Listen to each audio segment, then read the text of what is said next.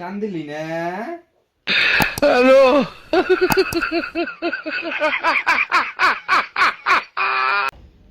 তুই লাগ আবার আবার আবার আবার সোজা করে ডাক দিবি টান দিবি তারপরে আবার করবি।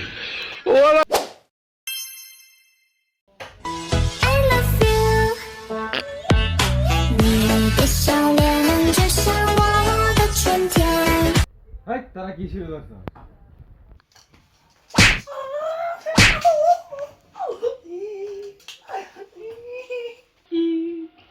তুই কি লাগছস অতি অতি ঠেলা দিছে না ভেবে বইছি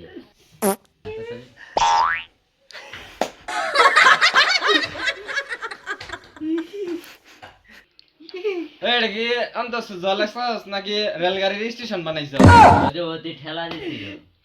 আদে আদে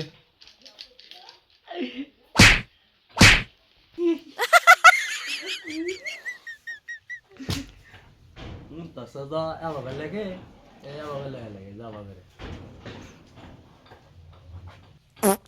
বুঝছার স্যার আমারটা হইছে না তুই তো খাতার মধ্যে ডাইরেক্ট মই দিয়া এনে পড়বার আস না বিলিং বিলিং করবার আস পাঁচার সাম তুই লাগালাম একবার এটা হয় নাই না আমি লেখতাছি তোরা তাহলে লেখো আমি একটু আইতাছি স্যারটা তো গেছে গা একটা সুযোগ পাইছি হান প্রস্তাব দিব你别笑。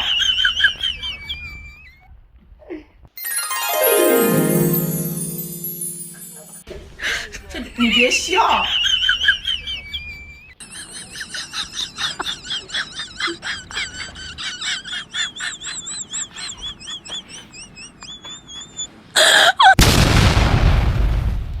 এই তোরা কি করলি রে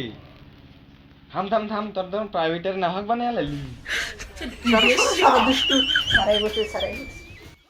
তোর আর আবার ফোন লাগবো না তোর লেগে আমার দুর্নাম হবো তোর গার্ডিয়ান ফোন দিয়েছি দাঁড়া স্যার স্যার আর করেন না আবার করলে আমার বহা দেব আর আরো না স্যার স্যার মাফ করে দিন, স্যার